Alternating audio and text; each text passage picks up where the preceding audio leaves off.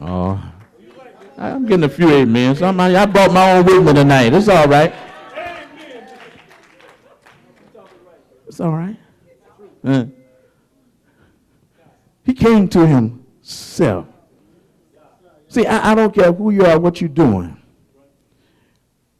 When you have been brought up right, when you have been taught right, sooner or later you're going to come to yourself. See, some of y'all won't admit it, but you know, you came to yourself. When you thought you were grown enough to leave home, you left home and you did everything you wanted to do, but somewhere down the line, you came.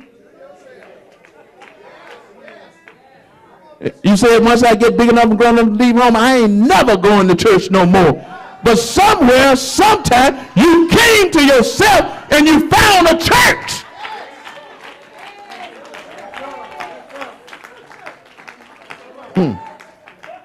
I get tired of getting up every Sunday morning, every Wednesday night, every Tuesday night, every Friday night.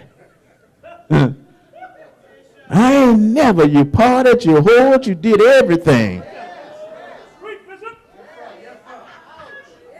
But in the middle of a stroke, you came to yourself. In the middle of a, you came.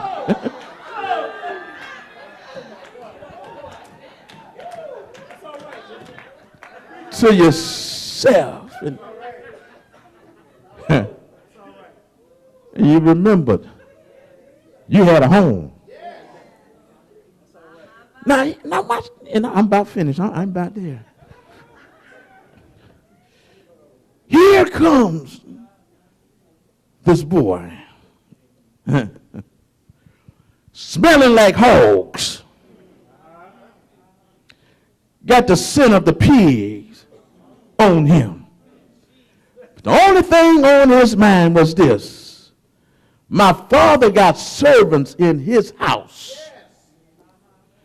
that's living better than I'm living, that's eating better than I am eating. See, that one out there that went astray, he's talking about you, talking about y'all, talking about all of us here, talking about his father's house. Now, there are people that they're doing a whole lot better than me. I was doing all right until I thought I was grown and I left. I thought I wanted to do something else. But they're servants, they're serving father. That's doing pretty good. So he started his journey back home. I got 3 points and I'm quitting.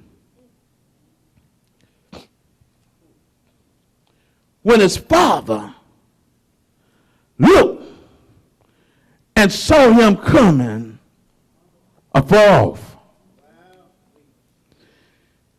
he didn't give him a chance to enter the city. For this reason: when one had committed a sin such as he did, he squandered his father's living. He were to be stoned to death by the citizens of that city.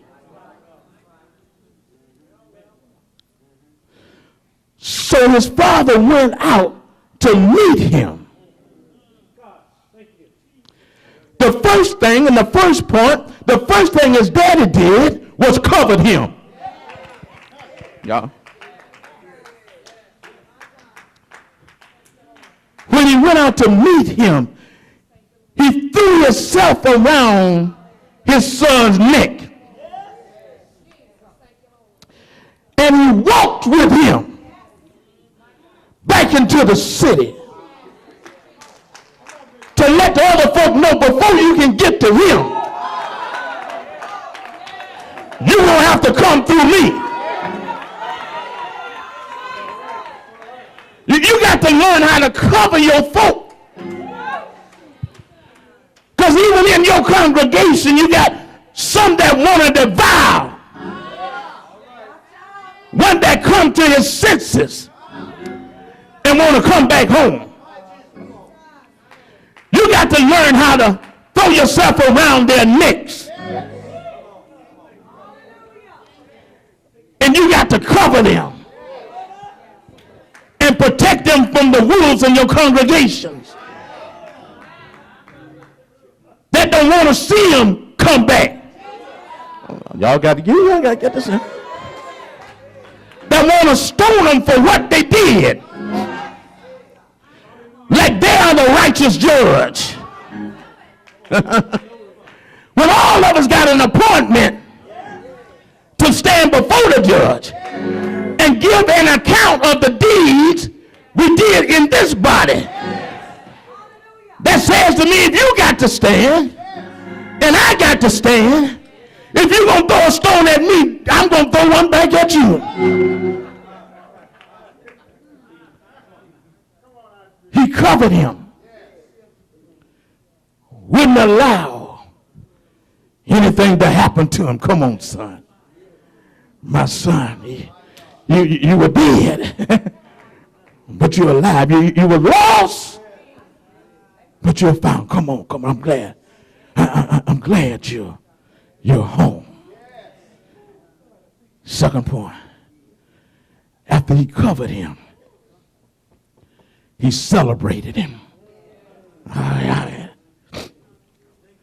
Bring me a good robe.